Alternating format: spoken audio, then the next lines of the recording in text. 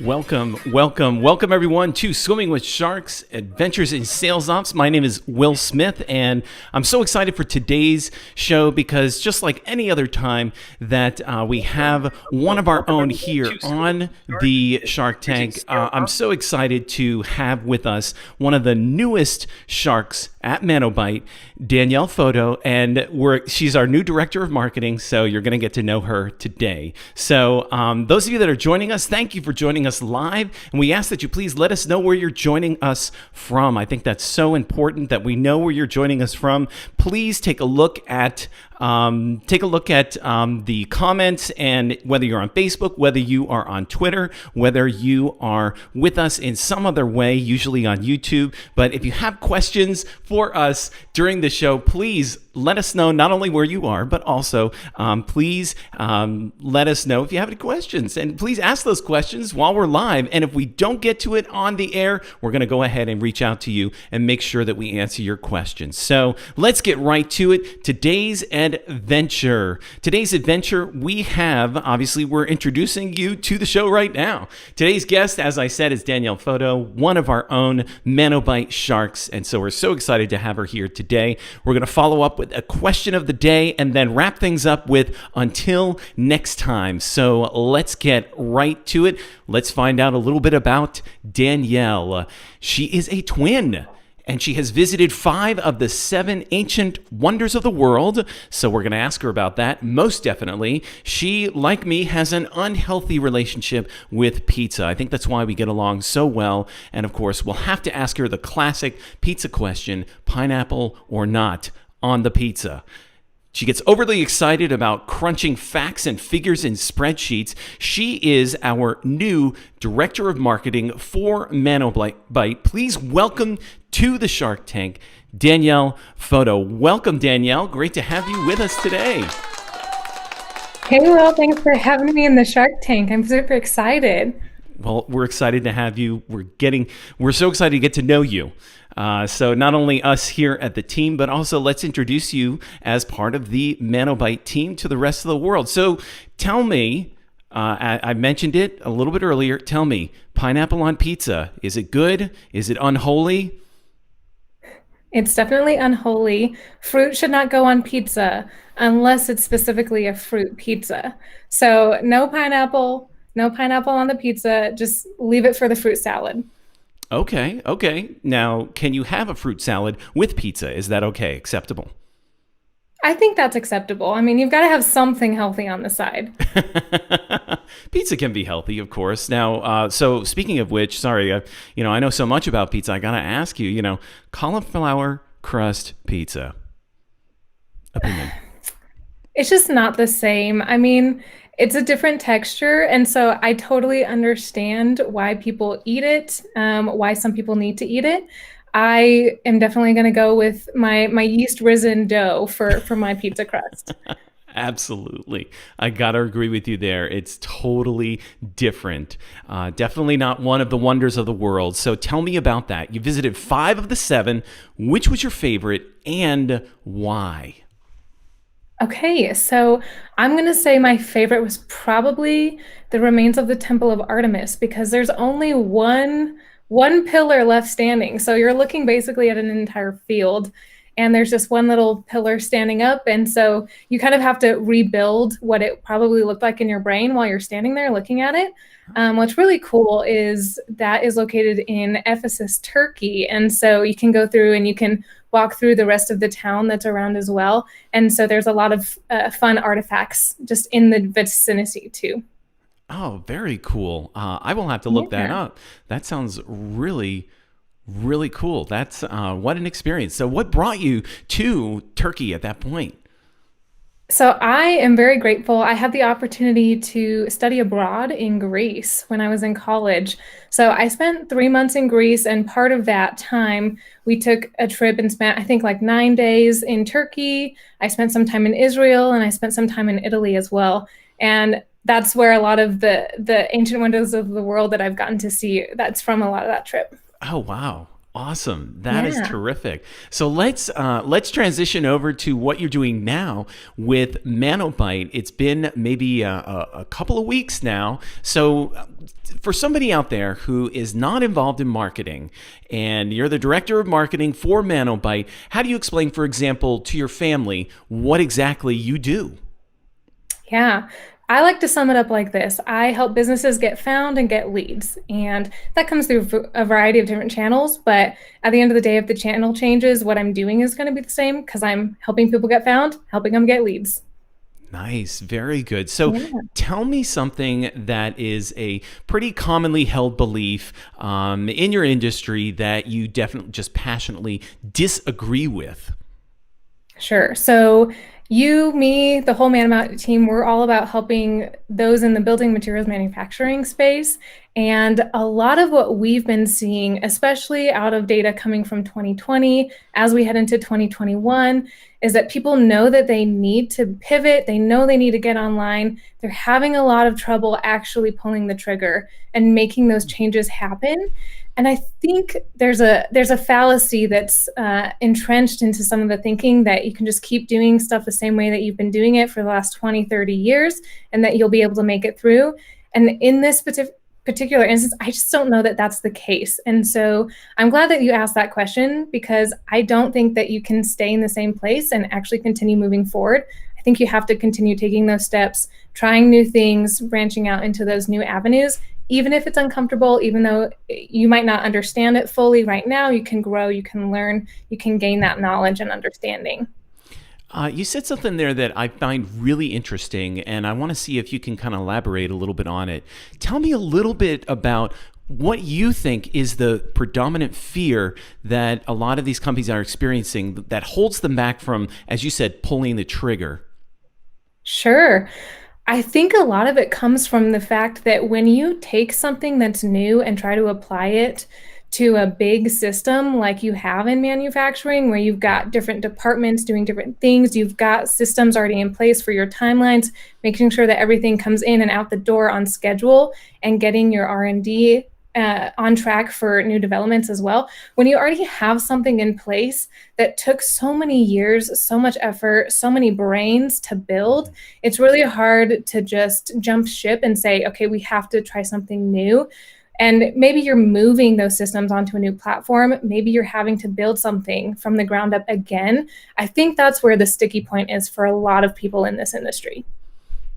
Oh, I think I love that, especially when the amount of time and investment that people have put into that, and of course there's an allegiance to that. There's a comfortability to that as well. Absolutely. I mean, it's hard. You get attached to the tools that you use, you get attached to the systems. And I mean, I'm speaking to the choir myself because we have our systems and processes that we like to use, and we're evaluating them. We're looking at, okay, does it make sense as things are changing for our clients, for the people we're trying to serve, to do things this way? Or do we need to pivot? Do we need to look at a couple other options to really make sure that we're cohesively providing those solutions that those we're serving are going to be looking for as well? So, what's one thing that everyone in the building materials manufacturing, what's one thing that they should just stop doing right now? What do you So recommend? this is tough because there is a little bit of variance in the industry itself on where people will focus their time. So to say there's a one size fits all solution is a little bit difficult. So I'm gonna just kind of settle on one where you shouldn't penny pinch on your marketing and technologies budget.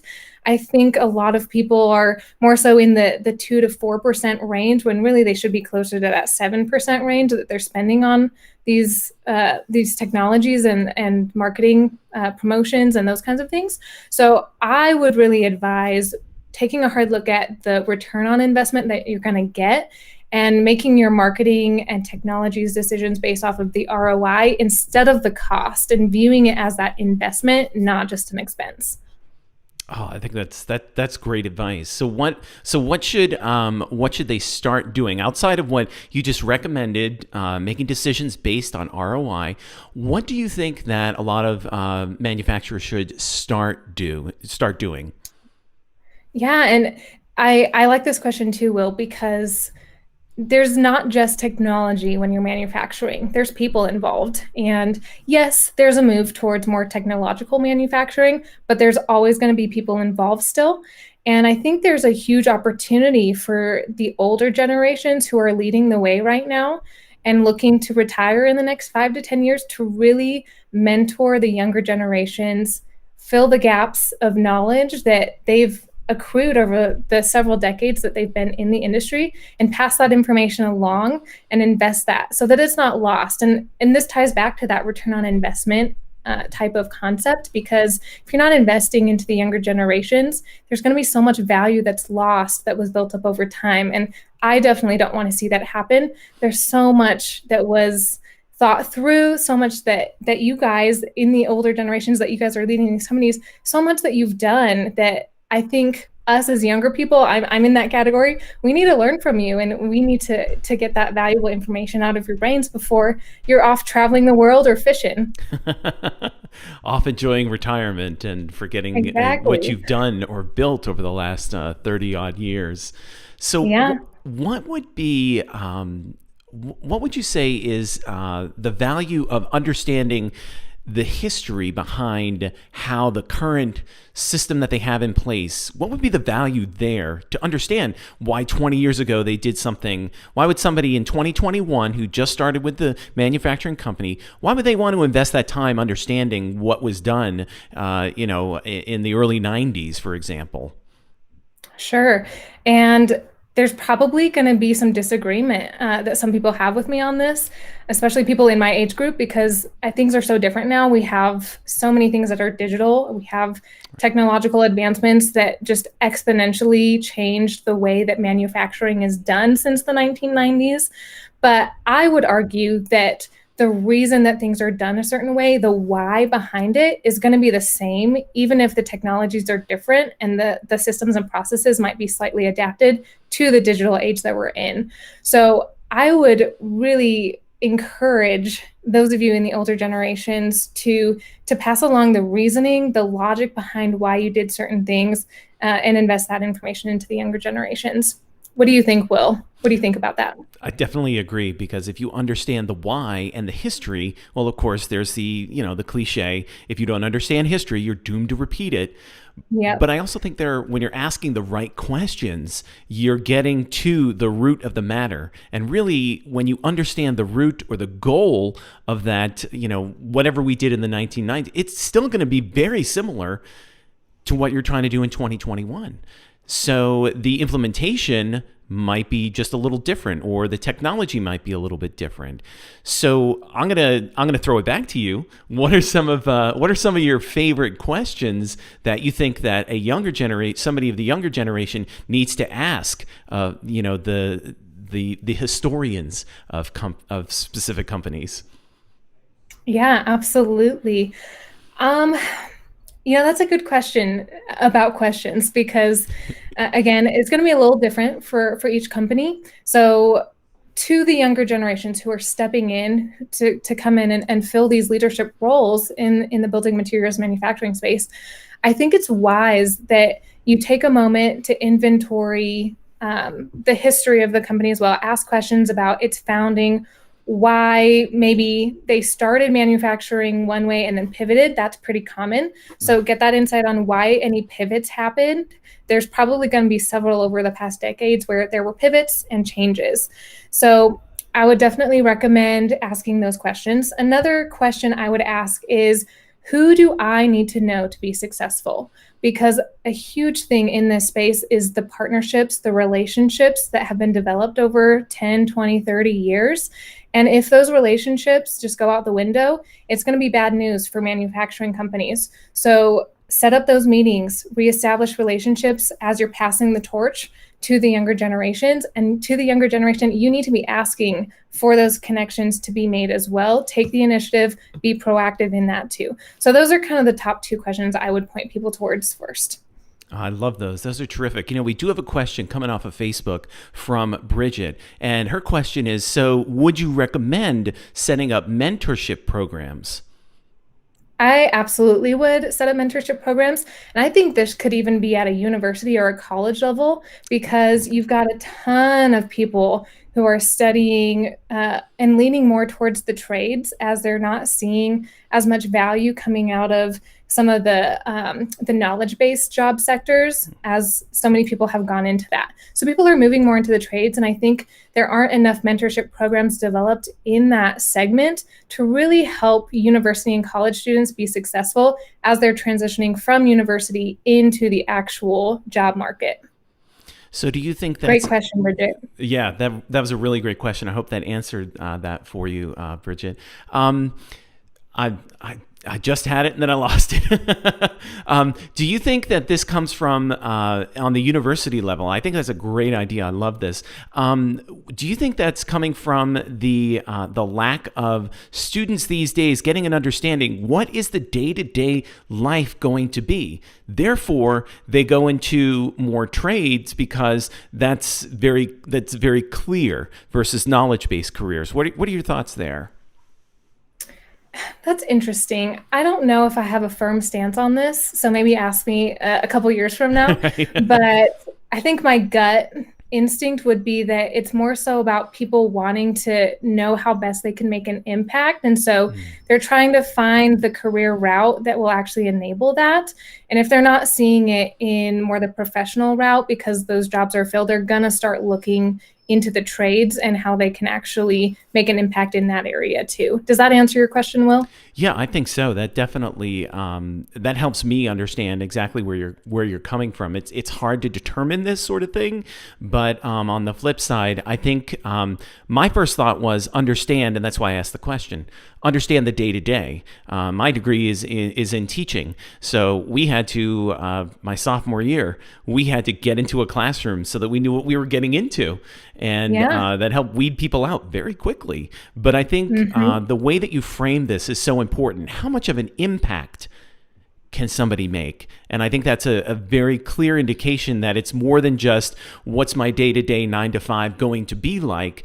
As we found in so many cases, work is more than just what you do from 9 to 5. It's the impact that you make on life in society. And so I think that I love the way that you framed that. That's very good. I like that a lot. Absolutely. And can I add one more thought to Sure, that? go right ahead. You're the guest. I wonder how much there is this need for seeing leaderships at work, and those mentorship programs would enable that to be seen, because when you're sitting in a classroom, you're learning concepts, you're learning kind of the overview of what might be happening, but you're not seeing how people have to tackle the problems that they encounter on a day-to-day basis, how they put out the dumpster fires that hit their desk at 9 a.m. in the morning, how they're then wrapping things up with partners and clients and moving things from the start line to the finish line. It's just totally different. And I think you get so much more value out of watching someone do something like that and then figuring out ways to translate that into your own career too. I couldn't agree with you more. There's so many times that I was told your first year teaching is really going to be a checklist of what you'll never do that way again. Because it's that I seeing. think that's so true of pretty much every industry.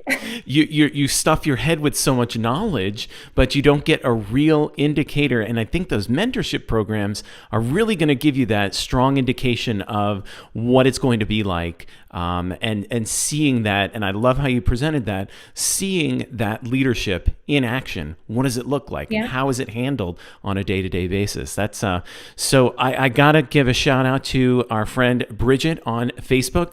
Great question. That was great. So if anyone else out there has questions, please go ahead and ask us. We are certainly not done. Let's get back to it. Danielle, talking with Danielle, our new director of marketing for ManoByte here in the Shark Tank. So let me ask you my next question that I kind of planned for here. We kind of took a left turn thanks to Bridget, and I really enjoyed that. That was great. So let's take a look at something that you think everyone in the building and manufacturing industry is trying to do, but you have a better way. What's a better way? Sure.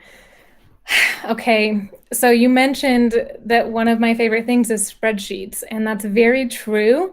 I love spreadsheets. I love data. I love finding correlations, and so do a lot of leaders in the building materials manufacturing space. But what I'm going to say might be a little heart-wrenching for some of you, because I think you need to get away from your spreadsheets a little bit and start using actual partner relationship management tools and contact management tools, your CRMs and PRMs, because you're going to actually be able to enable a full team of people to have the information that they need and collaborate and pull insights from those tools way faster, way better than spreadsheets. And I know that you can build out fancy tables and you can do data validation and you can make your pivot charts and you can do all those fun things in spreadsheets. But I promise CRMs and PRMs, they've done it for you, and you can spend your time on way more valuable things. Yeah, there's definitely, I am not a spreadsheet person, so I tip my hat to you for your expertise there. And I can understand that how a lot of people, there's a source of pride for a good spreadsheet and interesting data that you can just pull out. But like you said, the CRM, it's done for you, so you can worry about. So what are the things that that the CRM's doing for you?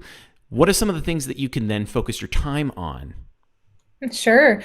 So because a CRM is going to help you automate some of your contact information, fulfillment, because it'll automatically pull in the information from forms and that kind of thing.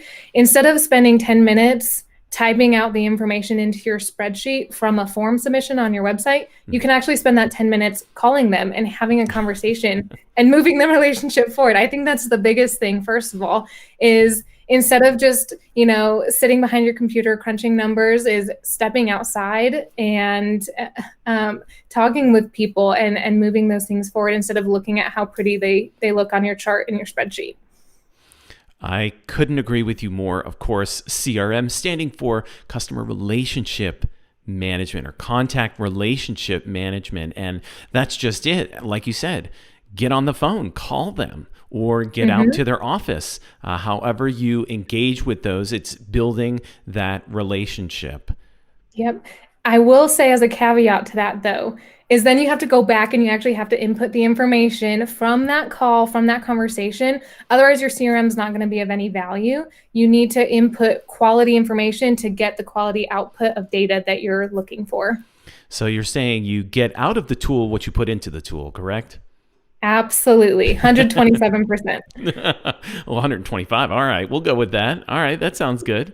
So tell me about a particular resource or a channel or a tool, speaking of tools, that you think people are just not quite using maybe they're using it, but they're just not using it to the fullest. Yeah. And this is kind of a sub question to that question you just asked me, because I do think it's the CRM, the PRM, the ERPs, because here's what we so often see.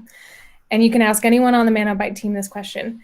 If you asked them how often the manufacturing companies are actually inputting the right information, going in and consistently using it, that their teams are committed to going in after a call and putting notes in and updating contact records, you'll see that it's just really not there. Teams have a hard time with actually taking the initiative to use it to its fullest potential. Now, there's training that needs to go into that. They need to feel comfortable using the tools, but there's also that proactive level of just having the mindset of what you put in is what you're going to get out. And so if you don't put in good information, you're not going to get out good results.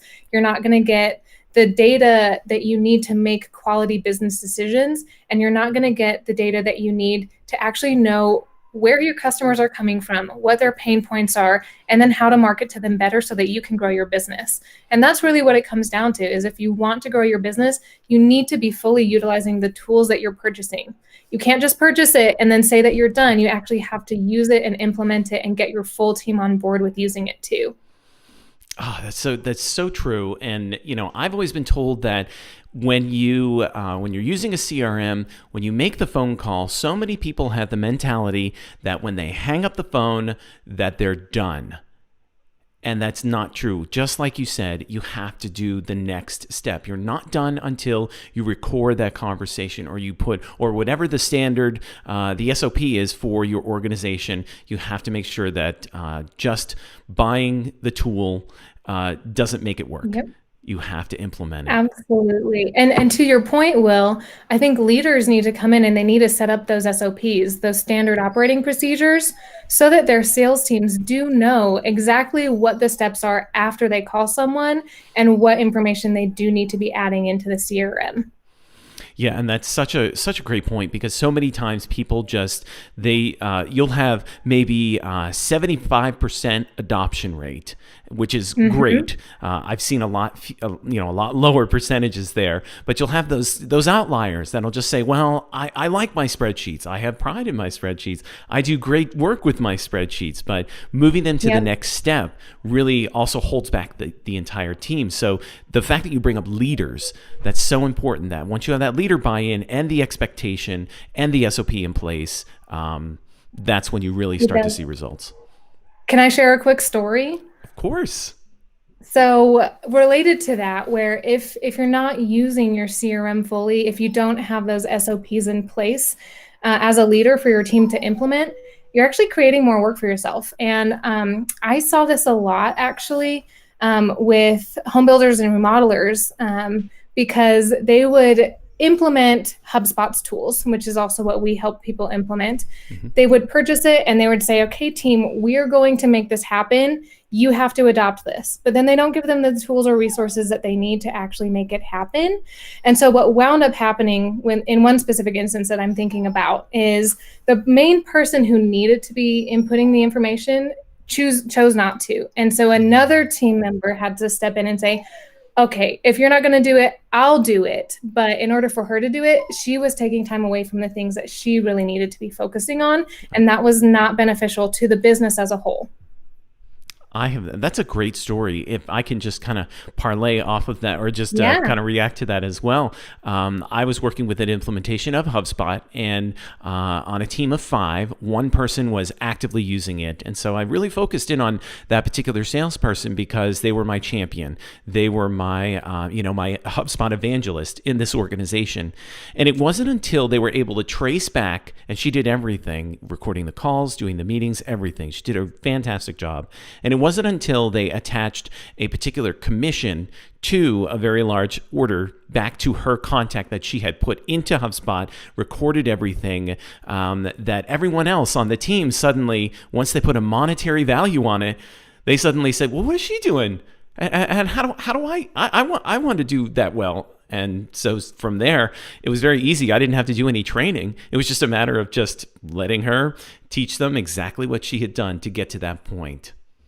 Yep. I think that's so true. And the colloquialism of like where the money goes, like there the people will follow. It's so true in this situation for sure. I knew there would be a great quote or some sort of cliche that would be fantastic for that story. So I appreciate that. Tell me a little bit more about you. What's a tool or a resource that you just absolutely cannot live without? It's like something you use on a daily basis. Okay, this is definitely going to be my project management software. It's called Asana, and there's a lot of really good ones out there. Teamwork is also really good. But if I don't have my project management software, no matter what it is, I just feel lost. Like I don't know what's going on. Like I need to have my list. I need to have a place to put my subtasks and my due dates. Otherwise, I just feel so lost. How long have you been using Asana? Oh man, I want to say like 4 or 5 years. I've been using it for a while. It's my favorite for sure. I've used Basecamp, I've used Trello, I've used Teamwork. I just really love Asana for the way that it works. I think that's fantastic. Project management, getting it in there. I'm sure you love color coding things and making sure that each project has pictures and things like that. Am I right? You kind of strike me as that kind of person. I do. I love correlating things. So like when I'm time tracking as well, Hmm. I'll color coordinate the project color in my project management with the color in the time tracking tool that I use too. So I love the continuity. That sounds good. Oh, that's terrific. So, tell me some of the more about you. Tell me something a little bit more about a cadence or a rhythm that you do on a daily basis as a leader in your space.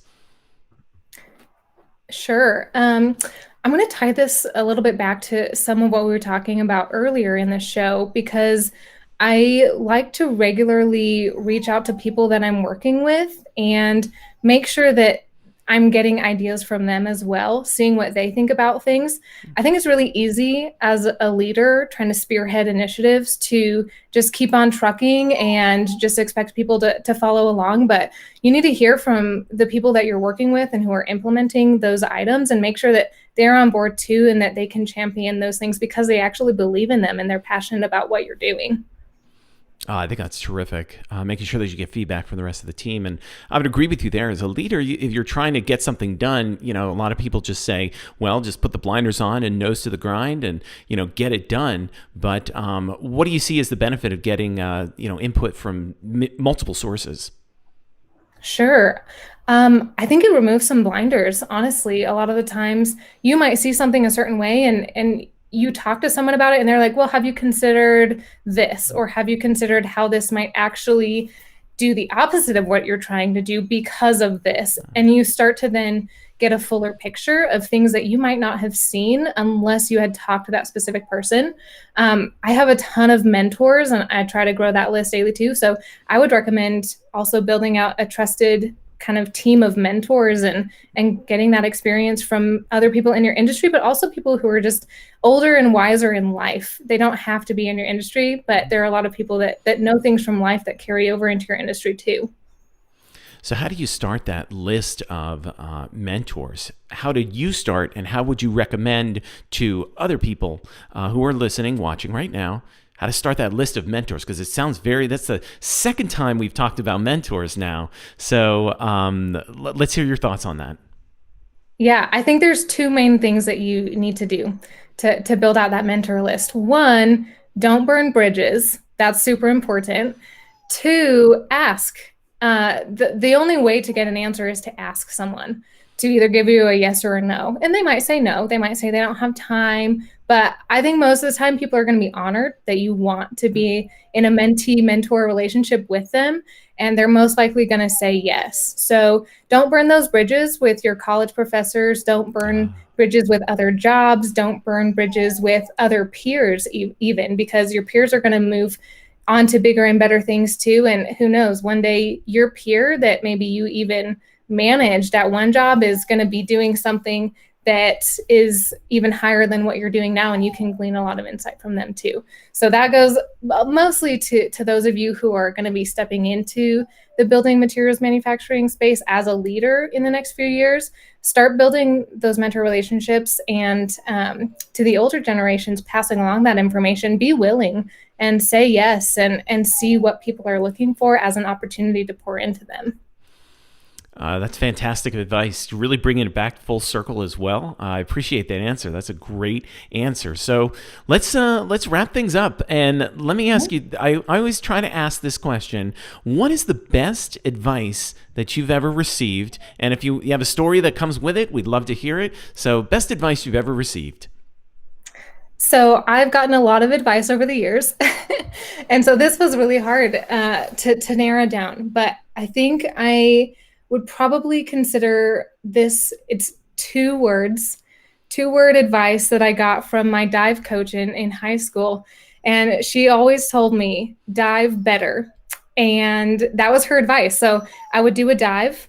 She knew that I was already calculating in my brain how to make it better, what I needed to do. So she knew she didn't need to give me a checklist. She knew I just needed to know that there was always more that I could do to be better. And I think no matter what you're doing, industry, personal, professional, just dive better or market better or lead better or grow better. That's the advice that I would give to anyone as well.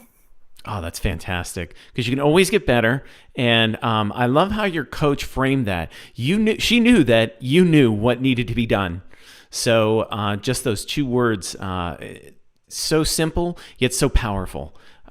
Great advice. Absolutely. Right there. Great advice. Absolutely. Thank you so much for coming on the show. Thank you so much I'm glad we're getting to work together. And it was great getting to know you a little bit better here on Swimming with Sharks. I'll see you around the office, as they say. Yep. And thanks again. Any parting words for the audience?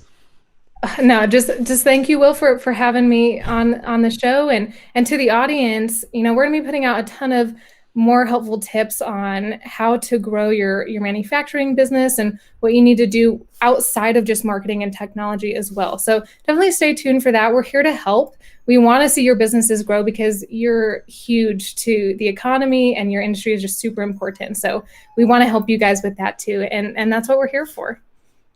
Couldn't have said it better myself. That's great. Thank you so much, Danielle. I'm, again, so glad we're going to be working together, and you're really helping me and helping us all develop not only this show, but also grow ManoByte. So thanks again. Have a great day. Thanks, Will. Bye. All right, so we're going to wrap things up right now with just a quick question. And the reason why we like engagement, we want to know, how can we engage with you throughout the week? And so the question this week is, what helps you focus at work? Do you need music? Do you need silence? Do you need, I saw this website that offers office sounds. Do you need the sound of the water cooler, or maybe somebody typing on the keyboard? And that is, I don't know the website off the top of my head, but that's a possibility. Do you need those office sounds?